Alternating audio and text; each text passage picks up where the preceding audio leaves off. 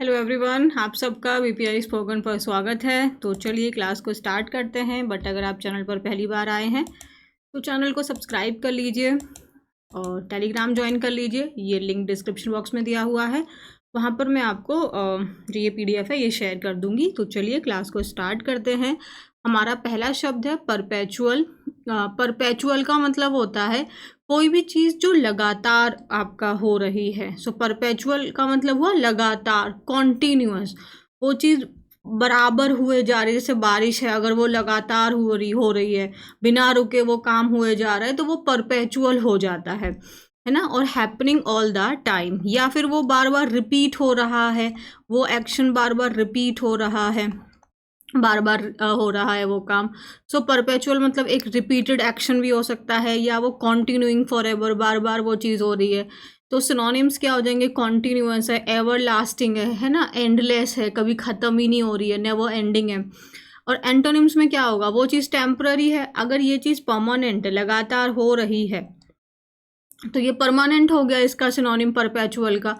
तो एंटोनिम क्या हो गया? टेम्पररी है, शॉर्ट लिव्ड। अब ये एवर आपका एवर लास्टिंग है, तो ये शॉर्ट लिव्ड हो गया। एवर लास्टिंग मतलब कोई चीज़ जो हमेशा ही रह रही है।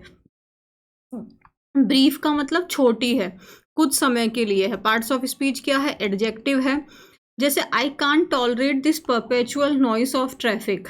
अब जैसे कि ना आपका जो घर है वो मेन रोड के पास में ही है, तो आप जानते ही हैं आप कितना इरिटेट होते होंगे, क्योंकि आपको बार बार वो शोर सुनाई देते रहता है पूरे टाइम भर।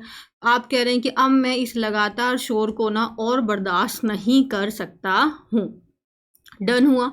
नेक्स्ट वर्ड है हमारा अनवाइस। वाइस का मतलब ये आपको पता है, समझदार। तो अनवाइस का मतलब क्या होगा? इंटेलिजेंट नहीं होना। वाइस का मतलब इंटेलिजेंट होता है, तो अनवाइस का मतलब आप इंटेलिजेंट नहीं हैं। आप कोई भी काम कर रहे हैं वो जल्दबाजी में हो सकता है, बिना ध्यान दिए हो सकता है ना, मूर्खता से हो सकता है। सो आपका अनवाइस मीन्स आप समझदार नहीं हैं, आप ढंग से काम नहीं किए सोच समझ के। सो आपका क्या हुआ? नॉट शोइंग गुड जजमेंट और अंडरस्टैंडिंग ऑफ आ सिचुएशन। तो उस सिचुएशन की जो आपने अच्छे से अंडरस्टैंडिंग या जजमेंट नहीं दिखाया। तो अगर सपोज करो बारिश हो रही है और फिर भी आप अपनी गाड़ी को तेज चला रहे हो, तो ये आपका एक अनवाइज डिसीजन है, ये आपका एक समझदारी भरा डिसीजन नहीं है। समझदार एक इंसान की विशेषता हो गई, तो ये एडजेक्टिव हो गया पार्ट्स ऑफ स्पीच। सो सिली है ना, मिस्टेक आप कर रहे हो। इनसेन का मतलब पागल हो गया, आप गलत कर रहे हो। इनकॉशियस मतलब आप अवेयर नहीं हो, आप हीडलेस हो, है ना। वाइस तो इसका ऑपोजिट एकदम थॉटफुल होना, सोच समझ कर आप काम कर रहे हैं, सेंसिबल हैं। सेन, जैसे इनसेन का मतलब होता है पागल। I you insane, I you mad, जैसे हम बोलते हैं ना आई यू मैड, तो मैड का ही हो जाता है इनसेन, मतलब पागल हो गया, आपने सोच समझ के काम नहीं किया। और इसका आपका एंटोनिम हो जाता है सेन। सेन का मतलब सोच समझ कर। So it would be unwise to expect too much. Definitely. तो अगर आप किसी भी इंसान से बहुत ज़्यादा उम्मीदें कर रहे हैं, आपकी एक्सपेक्टेशंस बहुत ज़्यादा हैं, तो ये तो फिर आपका समझदारी भरा काम है। एक्सपेक्टेशंस तो आपको रखनी ही नहीं है। So it would be unwise to expect too much. तो ये तो बहुत आपकी बेवकूफ़ी होगी कि अगर आप किसी से बहुत कुछ एक्सपेक्ट कर रहे हैं। अपने आप से भी ज़्यादा कुछ एक्सपेक्ट नहीं करना चाहिए, हमें क्या पता कल क्या हो जाए। So it's better to do work, है ना। सो नेक्स्ट वर्ड क्या है हमारा? फेटल। और हाँ, ज़्यादा एक्सपेक्टेशंस रखना हानिकारक हो सकता है, घातक हो सकता है, जानलेवा हो सकता है, ये भी याद रख सकते हो आप। सो फेटल का मतलब क्या होता है? कोई भी ऐसी चीज़ जो बहुत बहुत ज़्यादा नुकसानदेह है, एकदम जान लेने वाली है, वो चीज़ एकदम घातक है, बहुत खतरनाक है। तो एक्सपेक्टेशंस भी उसी कैटेगरी में आती हैं। सो घातक है वो चीज़, कॉजिंग डेथ, मौत पैदा कर सकती है। और सच बात है ना, आपने किससे उम्मीद रखी, आप उस उम्मीद में काम किए जा रहे हैं, आपको है कि हाँ ये इंसान भी मेरे से प्यार करता है, या जो भी what ever it is. But एक दिन आपको पता चलता है ये तो सब कुछ अपोजिट है, तो वो आपके लिए जानलेवा हो सकता है ना। तो expectations, yes, expectations, definitely expectations are fatal. So or they are leading to a failure or disaster. सो वो चीज़ बहुत घातक है, जानलेवा है, डेडली है, लीथल है, डिजास्ट्रस है, डिस्ट्रक्टिव है। सिनोनिम्स हेल्दी हो जाएगा, नो एक्सपेक्टेशंस, तो आप बहुत हेल्दी रहने वाले हो। एकदम बेनिफिशियल चीज़ यही है कि आप किसी से कोई उम्मीद ना करें, लकी है, फॉर्चुनेट है। So your fatal flaw is that you are too trusting. हाँ बिल्कुल। सो आपका जो जानलेवा गलती है, फ्लॉ का मतलब हुआ मिस्टेक, जो आपकी जानलेवा मिस्टेक है ना, जो आपकी सबसे बड़ी मिस्टेक है ना, वो ये है कि आप लोगों पे बहुत जल्दी भरोसा कर लेते हैं। ये बात तो एकदम सच है। आपकी जो गलती है वो जानलेवा है, तो गलती जानलेवा हो गई, यानी गलती को बता रहा है, तो फेटल का भी पार्ट्स ऑफ स्पीच क्या हो गया, एडजेक्टिव। नेक्स्ट वर्ड है हमारा पेनल्टीमेट। पेनल्टीमेट का मतलब होता है सेकंड लास्ट, है ना, जो चीज़ आपकी सेकंड लास्ट है वो हमारी पेनल्टीमेट हो जाती है, तो ये हो जाता है हमारा सेकंड लास्ट। तो अगर यहाँ पे कॉम्पिटिटिव वाले बच्चे हैं तो वो, जैसे आप लोग जानते हैं ना, जब आप सेंटेंस को रीअरेंज करते हैं तो वहाँ पे आपको ये बैंक में जनरली पूछा जाता है कि which is the penultimate step, या अब जैसे वहाँ पे ABCD करके आपको दिया हुआ है तो इसमें से पूछेगा कि which one of them is the penultimate. Penultimate का मतलब सेकंड लास्ट कौन है आफ्टर योर अरेंजमेंट, तो पेनल्टीमेट का मतलब हो जाता है second last. So this is the penultimate chapter of a book, तो इस किताब का ये सेकंड लास्ट चैप्टर है। डन है, पेनल्टीमेट चैप्टर हो गया, तो चैप्टर की विशेषता बता रहा है। Again parts of speech adjective है। नेक्स्ट वर्ड है हमारा कॉन्सीड। कॉन्सीड करना मतलब किसी की बात को स्वीकार करना। अब किसी की बात को स्वीकार किया, इसका मतलब ये तो नहीं है कि आप अपनी इच्छा से किए हैं, तो इच्छा अनिच्छा जो भी है, बट आपने स्वीकार किया। हार को आपने एडमिट किया कि हाँ भाई हम हार गए हैं, तो एडमिट करना, उस बात को स्वीकार करना। या फिर आपने सरेंडर कर दिया, गिव अप कर दिया कि हाँ आप हार गए हैं ना। यील्ड करने का मतलब यहाँ पे गिव अप से है। एक यील्ड का मतलब प्रोड्यूस भी होता है, बट यील्ड जब वर्ब होता है तो उसका मतलब गिव अप होता है। और कॉन्सीड में आप देख रहे हैं स्वीकार करना है, तो पार्ट्स ऑफ स्पीच वर्ब है। सो कॉन्सीड मीन्स टू एडमिट और एग्री, या फिर अपनी डिफीट है या कोई भी बात है उसको आपने अग्री कर लिया है, अग्री कर लिया, एक्सेप्ट कर लिया, गिव अप कर दिया आपने, उस बात को अलाउ किया आपने। एंटोनिम क्या होगा, नहीं आप उस बात का खंडन कर रहे हैं, रिफ्यूज़ कर रहे हैं, आप उसके खिलाफ बोल रहे हैं, जो वो बोल रहा है आप उसको अलाउ नहीं कर रहे हैं, आप कॉन्ट्राडिक्ट कर रहे हैं। डिक्ट का मतलब होता है बोलना, और कॉन्ट्रा का मतलब हो गया ओपोजिट। तो वो इंसान जो बोल रहा है आप उसकी बात को अग्री नहीं कर रहे, आप उसके ओपोजिट बोल रहे हैं, तो आप कॉन्ट्राडिक्ट कर रहे हैं, आपने गिव अप नहीं किया, आप फाइट कर रहे हैं। तो she had to concede that she over reacted. Okay, उसको ये बात माननी पड़ेगी कि उसने उस सिचुएशन में ओवर रिएक्ट किया था। बहुत सिंपल है, आसान है, कोई दिक्कत नहीं है। फेटल का मतलब हो गया ऐसी कोई चीज़ जो जानलेवा है या वो बहुत बहुत तबाही पैदा कर देने वाली है। पेनल्टीमेट का मतलब सेकंड लास्ट हो गया, और कॉन्सीड का मतलब हो गया स्वीकार कर लेना, या फिर अपनी हार को आपने स्वीकार कर लिया, गिव अप कर दिया। नेक्स्ट वर्ड है हमारा पेंटअप। पेंटअप का मतलब होता है जैसे आपके इमोशंस वगैरह होते हैं, आपका गुस्सा है, खुशी है, कोई भी चीज़ है, अगर वो पेंटअप होती जा रही है, यानी वो मन के अंदर दबा रहे हो आप, और एक दिन आएगा जब कहते हैं ना कि आज इसका गुस्सा फूट गया, तो इसका मतलब मन में बहुत दिनों से गुस्सा भरा हुआ था, वो एक्सप्रेस नहीं कर रहे थे, लेकिन एक ऐसी सिचुएशन आती है कि बंदा अब वो अपने अंदर रख ही नहीं पाता, वो एकदम पागल हो जाता है। तो पेंटअप का मतलब क्या हुआ, वो कलेक्ट हो रहा है, वो आपके बॉडी, जैसे कोई फ्रस्ट्रेशन है आपको किसी चीज़ से, अब आप एक्सप्रेस तो नहीं कर रहे हो, पर एक दिन ऐसा आएगा जब आप एकदम बर्स्ट हो जाओगे, है ना। सो पेंटअप का मतलब क्या होता है, दबा हुआ होना। सो जैसे हमारी फीलिंग्स वगैरह हैं, जब हम आप उसको एक्सप्रेस नहीं कर रहे हैं, हम उसको रिलीज़ नहीं कर रहे हैं, तो वो क्या हो जाती है, वो पेंटअप हो जाती है, वो भर जाती है, वो पाइलअप हो जाती है, और एक दिन बर्स्ट हो जाती है।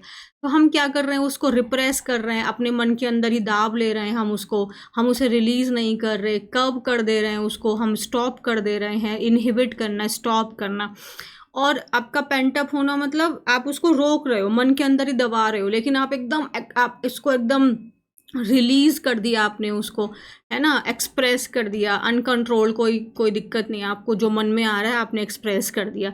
तो she had a lot of pent up anger to release, तो उसके अंदर ना बहुत सारा मन में गुस्सा दबा हुआ है जो उसको बाहर आना है, तो उसके मन के अंदर में बहुत सारा गुस्सा दबा हुआ है। तो पेंट अप ये कंप्लीट मिलके हमारा एक एडजेक्टिव की तरह काम करता है। तो आप देखेंगे जैसे हमने यहाँ पे सिनोनिम में भी आपका रिप्रेस नहीं रखा, रिप्रेस्ड रखा है, तो ये आपका एक एडजेक्टिव की तरह फंक्शन करता है। कम इन हैंडी ये एक आपका फ्रेज हो जाता है, एक साथ बोल देते हैं हम इसको। कम इन हैंडी का मतलब होता है वो चीज़ का आपका उपयोगी होना। जैसे कोई चीज़ है जो आज आपको लग रहा है कि नहीं आज ये फ़ायदेमंद नहीं है, बट फ्यूचर में तो कभी ना कभी वो उपयोगी हो सकती है, कभी ना कभी वो यूज़फुल हो सकती है। तो जैसे इन बोटल्स को ना रखिए, ये बोटल्स आपकी काम आ जाएंगी। जैसे बोलते हैं ना इसको फेंको मत, ये काम आ जाएगा, तो इसका मतलब क्या हुआ कि ये कम इन हैंडी है, इसको फेंकना नहीं है। So keep these bottles they might come in handy, कभी ना कभी तो काम आ जाएंगे। इसी चक्कर में आप लोग देखोगे हमारे घर के अंदर में इतना सारा ढेर बसा लेते हैं हम लोग, बहुत सारे, और जब हम दिवाली वगैरह पे घर साफ़ करते हैं तो लगता है अरे ये क्या मचा रखा है हमने। ये थी हमारी स्पेलिंग्स, सॉरी ये थी हमारी वोकैबुलरी। अब हम क्या करने जा रहे हैं, स्पेलिंग्स। तो हमारा पहला शब्द क्या है, हमारा पहला शब्द है कॉन्ग्रेचुलेट। सो कॉन्ग्रेचुलेट का मतलब यहाँ पे क्या हुआ, कॉन्ग्रेचुलेशन होता, LATION होता, तो ये आपका नाउन हो जाता है, इसका मतलब बधाई, और कॉन्ग्रेचुलेट करना मीन्स किसी को बधाई देना, तो ये वर्ब है। स्पेलिंग याद रख लेनी है, कॉन्ग्रा और TULATE। सो कॉन्ग्रेचुलेशन, पता है चू था, कॉन्ग्रेचुलेशन में चू तो साउंड ही नहीं आ रहा। TU फिर लेट, कॉन्ग्रेचुलेशन। सो कॉन्ग्रेचुलेट है, मैं लेशन पढ़ रही हूँ, तो लेशन में होता तो ION होता, तो कॉन्ग्रेचुलेट, TU फिर LATE, तो कॉन्ग्रेचुलेट, CON, GRATULATE, कॉन्ग्रेचुलेट मतलब किसी को बधाई देना। So congratulate, CONGRATULATE, congratulate. Next word है हमारा कॉम्प्लीमेंट। कॉम्प्लीमेंट, यहाँ पे याद रखना प्ली में PLI है ना कि PLE है, तो कॉम्प्लीमेंट, ये कॉम्प्लीमेंट, ये कम्प्लीमेंट होता है, इसमें स्पेलिंग होता है, ये कॉम्प्लीमेंट होता है, ये कम्प्लीमेंट होता है। प्रोनाउंसिएशन पे डिफरेंस होती है, स्पेलिंग होती है ई वाली भी, बाकी सब सेम है। आई की जगह यहाँ पे ई हमने लगा दिया, तो ये आई वाला जो होता है कॉम्प्लीमेंट मतलब किसी की तारीफ, कॉम्प्लीमेंट का मतलब होता है किसी की तारीफ, है ना। सो कॉम्प्लीमेंट मतलब उसकी तारीफ। और कंप्लीमेंट में क्या है, ये ई है, कंप्लीमेंट का मतलब होता है किसी को पूर्ण करना, उसको कंप्लीट करना। जैसे कि हमने पूरा ड्रेसअप हुए और फिर हमने अपना वॉच पहन लिया, तो वॉच क्या कर रहा है, इस पूरी ड्रेस को आपका कंप्लीमेंट कर रहा है। जैसे कि कुछ खाना खा रहे थे आप, उसके साथ में आपने कुछ एक्स्ट्रा चीज़ ऐड कर दी, और उस एक चीज़ ने आपके पूरे फूड को कंप्लीमेंट कर दिया, मीन्स उसको कंप्लीट कर दिया। तो कंप्लीमेंट का मतलब होता है कंप्लीट करना किसी चीज़ को, और कॉम्प्लीमेंट का मतलब होता है तारीफ। जैसे हमने सूट पहना था और उसके ऊपर हमने गले में स्कार्फ डाल लिया, तो उसने क्या किया है, उसने हमारे लुक को कंप्लीट किया है, यानी कि वहाँ पे आएगा कंप्लीमेंट। और इसी लुक को देख के किसी ने हमारी तारीफ कर दी, तो वो हो जाएगा कॉम्प्लीमेंट। डन है जी। तो कंप्लीमेंट एंड कॉम्प्लीमेंट में डिफरेंस आपको याद रहेगा। आपका कॉम्प्लीमेंट हम बोला ना, उसने मुझे कॉम्प्लीमेंट दिया, मतलब उसने मेरी तारीफ की, तारीफ। और कंप्लीमेंट का मतलब ये जो आपका जो मान लो ये स्कार्फ जो है ना, ये तुम्हारे लुक को कंप्लीट कर रहा है, हम लोग बोलते हैं ना। अब देखोगे इसकी स्पेलिंग कंप्लीट से ही तो जा रही है, COMPLETE, बट हमने यहाँ वर्ब नाउन बना दिया, तो MENT लगा दिया। तो ये जो है PLE वाला जो है, ये कंप्लीट वाला बताता है कोई चीज़ जो है वो उसको कंप्लीट कर रही है। एक और देख लेते हैं, कैंडिडेट। कैंडिडेट में कैन, डी और फिर डेट। सिंपल है, आसानी से हो जाएगा। कैन, डी का साउंड आ रहा है, DI, और फिर डेट, कैंडिडेट। यहाँ तक कोई दिक्कत नहीं है। अब आ जाता है हमारा आज का एक हाईलाइटेड वर्ड है हमारा गायनेकोलॉजिस्ट। गायनेकोलॉजिस्ट पहले होते कौन है उसके बारे में बात कर लेते हैं। गायनेकोलॉजिस्ट आपके जो महिलाओं की जो प्रॉब्लम्स होती हैं, जो महिलाओं की जो समस्याएं होती हैं, उनकी जो स्पेशलिस्ट होती हैं उनको गायनेकोलॉजिस्ट कहा जाता है।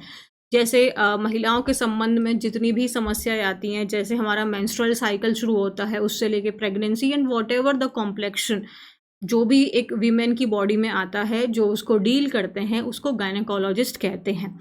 अब एक और बात बता देते हैं, गायनेकोलॉजिस्ट आपका ऐसा नहीं है कि वो स्त्री ही होगी। हाँ, स्त्री की प्रॉब्लम बता रहे हैं वो बात तो सही है, लेकिन अब ये तो एक प्रोफेशन है। IST का मतलब क्या होता है? Person.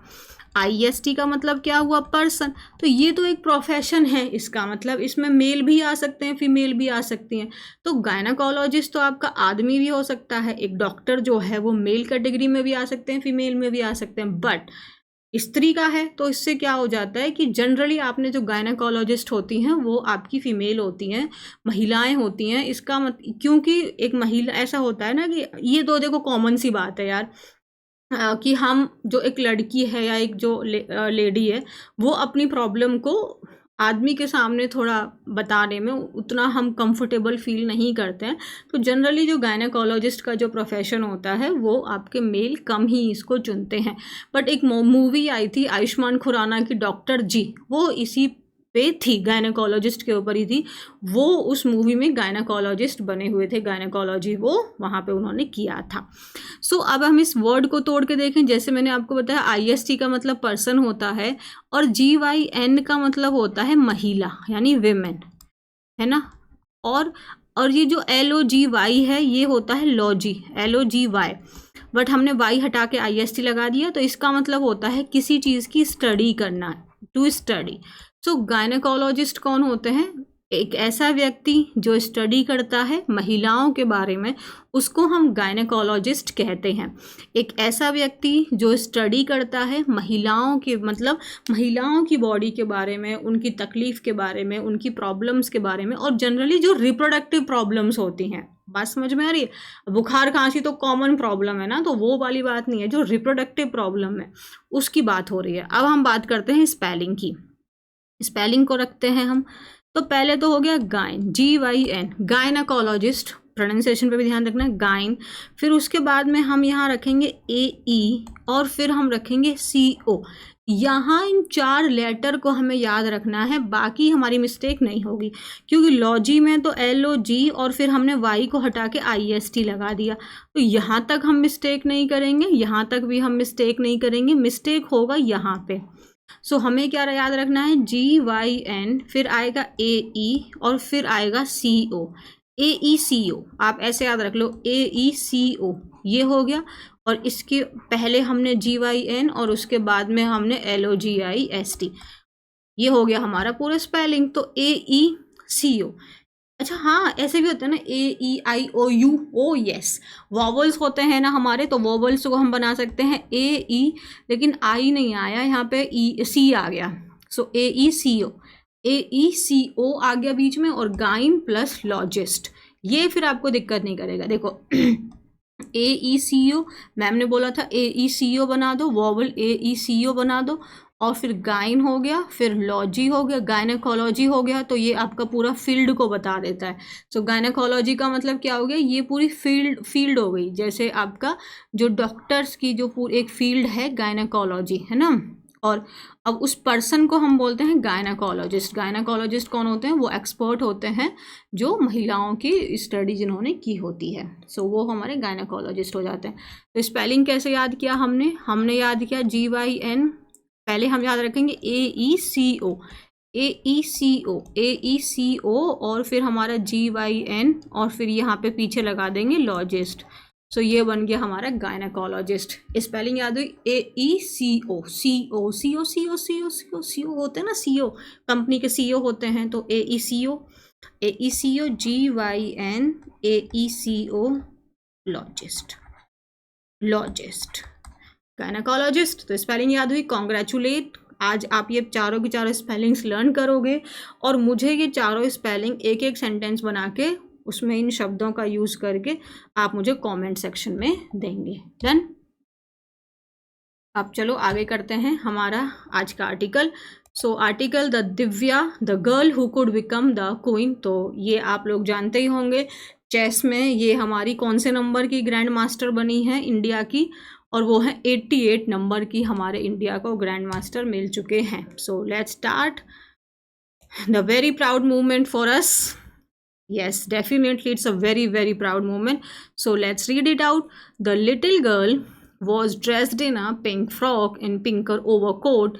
Divya Deshmukh, she said when one asked her what her name was on that November afternoon at the Nehru Stadium in Chennai. इस पूरी लाइन का मतलब क्या है? देखो, इसका पूरा मतलब मैं आपको बता देती हूँ।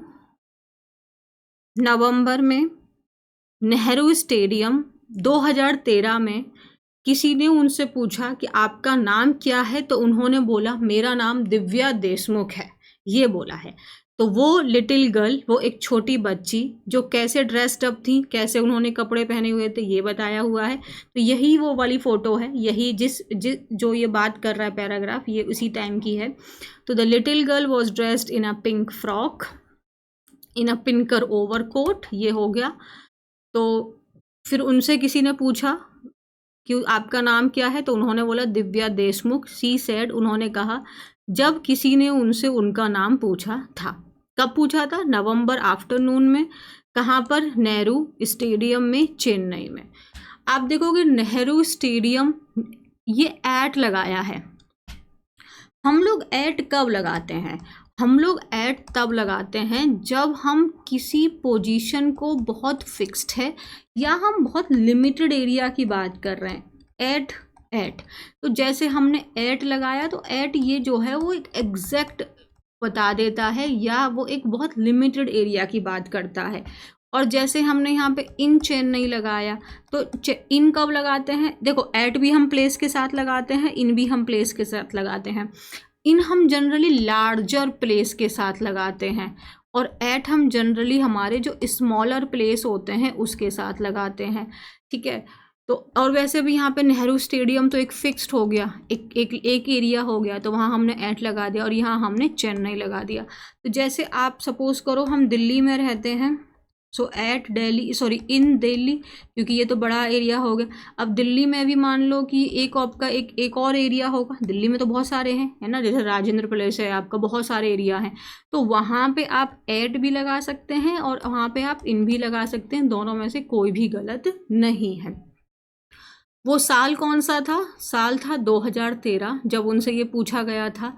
She had just won the national under 9 girls chess championship. उस समय उन्होंने जो है नेशनल अंडर 9, मतलब अंडर 9 की जो एज के जो बच्चे थे, अंडर 9 तक की जो एज के बच्चे थे, उसमें उन्होंने चेस चैम्पियनशिप को जीता था। आप देखोगे यहाँ पे गर्ल्स लिखा है। अब थोड़ी सी बात कर लेते हैं।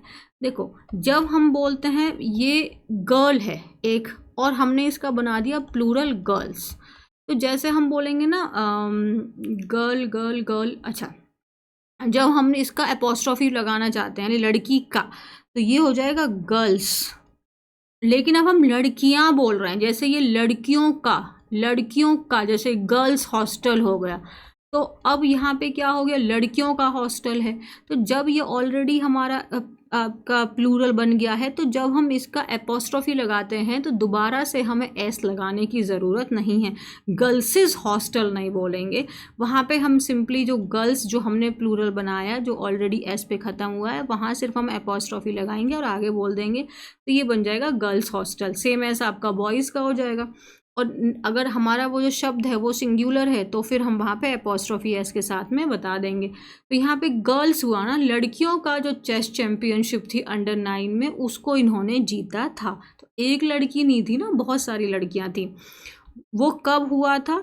As one of the side events of the world championship between Viswanathan Anand and Magnus Carlsen at Hyatt. आपका देखो, यहाँ पे क्या है, ये कब हुआ था, आपका साइड इवेंट हुआ था जब आपकी वर्ल्ड चैंपियनशिप हो रही थी विश्वनाथन आनंद और मैग्नस कार्लसन के बीच में। और कितनी जल्दी टाइम है वो उड़ जाता है, मतलब यहाँ पे 2013 में इनके नाम के बारे में भी लोगों को नहीं पता था और आज की डेट में ये आपकी ग्रैंड मास्टर हो गई हैं।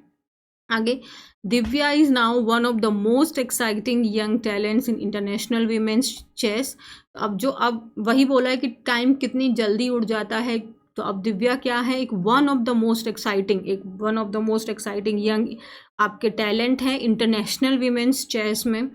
लेटेस्ट जो है ये प्रूफ आया, कब आया, मंडे को आया, जब इन्होंने जॉर्जिया में वहाँ पे ये इन्होंने फाइनल जीत हासिल की, जहाँ पर ये बनी पहली इंडियन महिला जिसने चेस वर्ल्ड कप को जीता है इन एन ऑल इंडियन फाइनल। क्योंकि आप जानते हैं फाइनल में दोनों तरफ से इंडिया की ही गर्ल्स खेल रही थी, तो हमारे लिए तो विन विन सिचुएशन थी, चाहे दिव्या जीतती या ये कोनेरू, तो दोनों ही इंडियन थी, तो हमारे लिए तो विन विन सिचुएशन थी। So in an all Indian final she defeated, उन्होंने हरा दिया मच मोर एक्सपीरियंस, तो उनसे ज़्यादा कई गुना ज़्यादा एक्सपीरियंस्ड हैं, हायर रेटेड आपकी कोनेरो हम्पी, उनको इन्होंने हरा दिया। After both the classical games had been drawn, तो क्लासिकल का मतलब यहाँ पे क्या हुआ, इम्पॉर्टेंट को हो जाता है ना। तो जब दोनों बार गेम क्या हो गया था, ड्रॉ हो गया था, उसके बाद में द टाइटल को कैसे डिसाइड किया जाएगा, जब टाई ब्रेकर होगा, और उसको शॉर्ट टाइम कंट्रोल के साथ में खेला गया था। अब यहाँ पे थोड़ा गेम के बारे में एक्सप्लेनेशन दिया हुआ है। तो जो फर्स्ट गेम था उसमें क्या हुआ था, 81 मूव्स आए हुए, ड्रॉ हो गया था 81 मूव्स पे। दिव्या वाइट पीस, देखो ज़्यादा चेस के बारे में मुझे नॉलेज नहीं है, बट थोड़ी बहुत मैंने सर्च करके पता किया। तो वाइट पीस का मतलब चेस में क्या होता है कि आप जो है वो पहले आपको चलना होगा, ठीक है, और ब्लैक का मतलब आपको सेकंड टर्न आपकी होगी। And she ensured half a point through perpetual checks with her queen, तो उन्होंने अपनी क्वीन के साथ में चेक दे दिया, तो वो आपके उनके पॉइंट्स आ गए थे। लेकिन सेकंड, यहाँ पे थोड़ा गेम के बारे में समझा हुआ है तो थोड़ा फास्ट देख लेते हैं। सेकंड गेम में दिव्या ने क्या किया, उनका ब्लैक पीस था, मतलब उनको अब उनके सेकंड टाइम पे उनको चलना था। फर्स्ट कौन चलेंगी, जो आपकी हम्पी थी, और सेकंड ये, तो वाइट पीस का ये मतलब हो गया। विद बोथ प्लेयर, जिसमें दोनों ही प्लेयर्स ने काफ़ी मिस्टेक्स की थी, सिग्निफिकेंट का मतलब अच्छी खासी मिस्टेक्स की थी। 42nd मूव पे क्या हुआ था, एक अनवाइस का मतलब या तो आप जैसे बोलते हैं टाइम प्रेशर में रहते हुए, जल्दबाजी करते हुए, बिना सोचे समझे एक उन्होंने क्या किया था, मतलब एक मूव किया था अपना हम्पी के द्वारा, और जिसके क्या हो गया कि had given the younger women a clear advantage. Okay, तो मतलब यहाँ पे है कि इनको फ़ायदा मिला। फिर उसके बाद में दिव्या ने ये कॉम्प्लीमेंट को रिटर्न कर दिया, क्योंकि उन्होंने भी गलत चाल चली थी, इसकी बजाय उनको ये चाल चलनी चाहिए थी। And now it look the point in, अच्छा ठीक है, तो यहाँ तक ये हो गया। बट अब हम यहाँ से देखते हैं, तो ये थोड़ा गेम के बारे में दिया था, मुझे खुद ज़्यादा जानकारी नहीं है तो मैं क्या ही एक्सप्लेन करूँ। अब देखते हैं लास्ट जो डिसाइडिंग मैटर था वो क्या था, फैटल मूव। फैटल का मतलब एकदम डेडली, एकदम खतरनाक जो मूव था वो था 69th मूव, जिसमें क्या हुआ था, हम्पी का जो 69th मूव था, उन्होंने क्या किया था, अपना जो किंग साइड का वो था, क्या बोलते हैं इसको, पॉन को हिंदी में याद नहीं आ रहा, उसको चला, जो उनके लिए बहुत ज़्यादा घातक हो गया। और अब यही टाइम था जब दिव्या, और इस समय पे दिव्या ने कोई भी गलती नहीं की, तो उनको तो वो सेकंड थम पे चली थी ना, जब उनका सेकंड पेनल्टी मेट रैंक पे पहुंचे तो क्या हुआ, उन्होंने क्वीन के साथ में, यहाँ तक मतलब ये सिंपली बात है, ये पूरा गेम के बारे में। यहाँ से हम देखते हैं हम्पी समझ चुकी थी कि वो हार गई हैं, तो उन्होंने अपना हाथ आगे बढ़ाया और अपनी जो डिफीट है उसको उन्होंने स्वीकार किया, उसको वो अग्री हुई कि हाँ भाई, वो समझ गई कि मैं हार गई हूँ।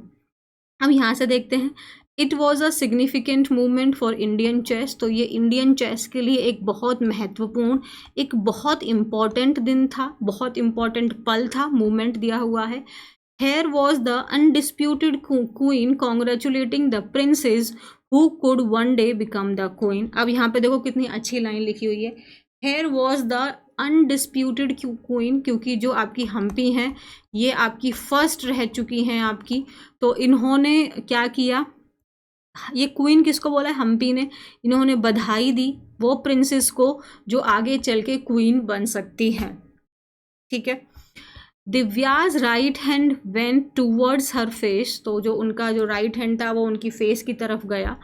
एंड वहाँ पे आंसू, आपके जॉय, टीयर्स ऑफ जॉय, मतलब खुशी के आंसू आ सकते थे, लेकिन उन्होंने अपने आप को कंट्रोल किया, स्माइल किया, क्योंकि जो FIDE के जो प्रेसिडेंट हैं वो आ गए थे। ओके, आगे। और फिर उन्होंने आके उनको क्या किया? कॉन्ग्रेचुलेट किया। सो कॉन्ग्रेचुलेटेड हर, वर्ब का सेकंड फॉर्म है ना, कॉन्ग्रेचुलेटेड हर। लिटिल लेटर, कुछ देर बाद में। लेटर मतलब बाद में, जैसे I will call you later means बाद में, I will call you later बाद में। एक होता है लेट, चलो बाद में देख लेंगे। All her pent up tears came out, देखो हमने पढ़ा था ना पेंट अप मतलब रुके हुए, तो अब जो उसी समय उनके आंसू आ गए थे, लेकिन वहाँ पे फिर जो प्रेसिडेंट थे वो आ गए, तो उन्होंने आंसू उन्होंने कंट्रोल किए, लेकिन जैसे ही कुछ समय बाद उनके जो रुके हुए आंसू थे वो बाहर निकल के आ गए। और सेम एज उनकी मदर के भी, जो मदर हैं उनकी नम्रता, उन्होंने अपने करियर को सेक्रीफाइस किया as a gynaecologist for the sake of a daughter's career. आप ये एपोस्ट्रॉफी समझ पा रहे हैं ना, मदर्स, मदर्स का मतलब यहाँ पे क्या हुआ? मदर के भी आंसू। ठीक है। सो ये टीयर्स शब्द को यहाँ पे रिपीट नहीं किया है। और जो नम्रता एक पर्सन का नेम हो गया, तो यहाँ पे देखो आपका N कैपिटल दिया हुआ है। सेक्रीफाइस्ड वर्ब का सेकंड फॉर्म है। अपना करियर, उन्होंने अपने करियर को सेक्रीफाइस किया। किस मतलब क्या था उनका करियर? गायनेकोलॉजिस्ट थी वो। किस चीज़ के लिए? फॉर द सेक ऑफ मतलब किस चीज़ के लिए? अपनी बेटी के करियर के लिए। It hasn't been easy for the family, ये जो चीज़ है ये फैमिली के लिए आसान नहीं रही है। बीन यहाँ पे वर्ब की मेन वर्ब की तरह काम कर रही है। With Divya not having a sponsor, sponsor का मतलब जो आपके ऊपर पैसे लगा रहा है, जो आपको सपोर्ट कर रहा है फाइनेंशियली। तो दिव्या के पास कोई भी स्पॉन्सर नहीं था। तो अब चेस जो है वो क्या है? एक एक्सपेंसिव स्पोर्ट है। Contrary to popular notion, notion का मतलब होता है विचार, लोगों का, जैसे नोशन का मतलब हमारा बिलीव हो जाता है, तो लोगों का कॉन्ट्रारी टू पॉपुलर नोशन मतलब एक जो पॉपुलरी, जो लोगों के मन का जो विचार है उसके विपरीत जो आपका चेस का गेम है ये एक एक्सपेंसिव है। और आपके पास कोई स्पॉन्सर ना हो तो प्रॉब्लम्स और बढ़ जाती हैं, क्योंकि you need to travel around the world and quality coaches do not come cheap. अब देखो यू नीड यहाँ पे क्या है? वर्ब हुआ। अच्छा, नीड के बारे में थोड़ी सी बात कर लेते हैं। नीड क्या है? आपका वर्ब होता है और नाउन भी होता है। ठीक है। तो यहाँ पे यू को आगे बता रहा है आपको ज़रूरत है, तो यहाँ पे नीड क्या है? आपका वर्ब है। वर्ब कैसा है? ये मेन वर्ब है। नीड आपका एक ऐसा वर्ब है जो मेन और हेल्पिंग दोनों की तरह काम कर सकता है। यहाँ पे मेन वर्ब है ये। तो आपको क्या ज़रूरत है? आपको अराउंड द वर्ल्ड घूमना ही पड़ेगा। और जो क्वालिटी कोचेज़ हैं, कोचेज़ दिया हुआ है, कोचेज़ है ना, ये आपके कोचेज़ प्लूरल हो गए, तो यहाँ पे हमने हेल्पिंग वर्ब डू लगाया है। ये चीप तो नहीं आते हैं, इनके लिए आपको पैसा खर्च करना पड़ेगा। हाँ, जो प्राइज़ मनी मिली है वर्ल्ड कप से वो काफ़ी यूज़फुल होने वाली है। अब वो उनके पास कितना पैसा आया है? उनको $50,000। That isn't the only thing that should make her smile, तो ये जो पैसा है ये सिर्फ एक ही चीज़ नहीं है जिसकी वजह से उनके चेहरे पे स्माइल आई है। अच्छा, बाय विनिंग, बाय प्रपोजिशन है, तो यहाँ पे हमने वर्ब लगाया, ING लगाया। वर्ल्ड कप को जीत कर अब वो इंडिया की 88 नंबर की ग्रैंड मास्टर बन चुकी हैं, और सिर्फ चौथी महिला हैं जो हमारी कंट्री से हैं जिन्होंने ऐसा किया है। तो फर्स्ट नंबर पे है हम्पी, सेकंड पे है आपका हारिका, और थर्ड पे है Vaishali. She along with Humpy का मतलब हम्पी के साथ में उन्होंने क्या कर दिया है? आपका जो कैंडिडेट टूर्नामेंट है जहाँ पे आपका क्या होगा? वर्ल्ड चेस चैम्पियनशिप जहाँ पे आपका होगा, उसके लिए इन्होंने क्वालिफाई कर दिया है। और this was very much a world cup to remember for India's women. ठीक है। अलोंग विद, अब एक चीज़ आई गई है तो देख ही लेते हैं। जब भी हम दो सब्जेक्ट्स को अलोंग विद के साथ में कंपेयर करेंगे तो इसके हिसाब से वर्ब नहीं लगाएंगे, वर्ब हमेशा हमारी फर्स्ट सब्जेक्ट के हिसाब से आएगी। तो वर्ब हमारी जनरली क्या आ जाती है? सिंगुलर। जैसे अगर यहाँ पे क्वालिफाइड दिया है तो वर्ब का सेकंड फॉर्म हो गया, हमको सोचना ही नहीं पड़ा। बट अगर यहाँ पे वर्ब का हमें फर्स्ट या फिफ्थ फॉर्म में से डिसाइड करना होता तो फिर हम यहाँ पे वर्ब का फिफ्थ फॉर्म लगाते, she qualifies for the candidate tournament. ये थोड़ी थोड़ी बातें समझ में आ रही हैं आगे। अच्छा, तो अब हमारा आखिरी जो पड़ाव है वहाँ पे आ गए हैं, हम कुछ सेंटेंसेस देखेंगे। तो आज हमने जो टाइम, आज जो मैंने चुना है वो सिर्फ मैंने एक चुन लिया ये शब्द टाइम फ्लाइज। तो जैसे कहते हैं ना समय उड़ जाता है, समय के पंख होते हैं, समय कितनी जल्दी उड़ जाता है। तो जब हम इस तरीके के सेंटेंस बोलते हैं तो उसको हम कैसे बोल सकते हैं, देखो जैसे हम बोलते हैं ना कि यार जब मज़े आ रहे होते हैं ना तो समय का पता ही नहीं चलता है, ऐसे हम लोग बहुत कोलोक्वल है, ये बहुत बेसिक सी सेंटेंस है जिसको हम लोग बोलते ही रहते हैं आमतौर पर। सो जब आप मज़े कर रहे होते हैं तो समय एकदम पंख लगा कर उड़ जाता है। तो इसको इंग्लिश में कैसे बोलेंगे, time flies when you are having fun. Time flies when you are having. अब यहाँ पे जब मैंने ये लगाया है यू, अब यू को हटा के आप वी लगा सकते हैं, time flies when we are having fun. Time जो है वो उड़ जाता है जब हम लोग इंजॉय कर रहे होते हैं। अब हम जैसे बोलते हैं जब मैं दोस्तों के साथ खेलने जाता हूँ ना तो समय का पता ही नहीं चलता है, समय उड़ जाता है। तो फिर आप बोल देंगे time flies when I go to play with my friends. So time flies when I go to play with my friends. अब जैसे यहाँ पे वह मेरी पसंदीदा शिक्षिका हैं और जब वह कक्षा में पढ़ाती है ना तो समय का पता ही नहीं चलता है, ऐसे होता है ना। तो आप क्या बोलेंगे, she is my favourite teacher and time flies when she teaches in the class. तो जब वह टीचर क्लास में पढ़ाती है, when she teaches in the class the time flies when she teaches in the. जैसे कोई कोई टीचर होते हैं कहते हैं ना यार ऐसा लग रहा है टाइम अटक गया है, ये सर का क्लास कब ख़त्म होगा यार। और कोई कोई मैम आती हैं, मज़ा आ जाता है तो कहते हैं हाय कितना मज़ा आ गया। तो time flies when she teaches in the class. और ये चीज़ें थोड़ी ऑफलाइन में ज़्यादा होती हैं, ऑनलाइन में उतना कनेक्शन बिल्ड नहीं हो पाता है ना। ऑफलाइन में थोड़ा ज़्यादा मज़ा आता है। तो आप कह सकते हैं she is my favourite teacher and time flies when she teaches in the class. बाकी बोल सकते हैं यार जब हम लोग साथ में होते हैं ना तो समय का पता ही नहीं चलता है और तुमसे दूर रह के तो मेरा समय ही नहीं कट पाता। चलो इसको पूरा तुम कर देना। तो जब हम साथ में होते हैं टाइम का पता ही नहीं चलता है और दूर रह के टाइम कट ही नहीं पाता है। तो जब हम साथ में होते हैं तो समय उड़ जाता है, मतलब time flies when we are together. और जब दूर होते हैं तो टाइम कटता ही नहीं है। इसको आप लोग कंप्लीट कर दोगे। तो आई थिंक इतना ही था, जी हाँ इतना ही था। तो इसके साथ हमने क्लास को किया कंप्लीट। अब आप क्या करेंगे, आपको जो भी होमवर्क दिया गया है वो आप प्लीज़ कमेंट में करेंगे। और अभी तक चैनल सब्सक्राइब नहीं किया तो सब्सक्राइब करो, इस घंटी को दबाओ, वीडियो को लाइक करो, कमेंट का काम बता ही दिया, शेयर करो और एक नया ऑप्शन आया है हाइप, वो तो करो ही करो। अपना ध्यान रखो और ऐसे ही पढ़ते रहो। Thank you so much.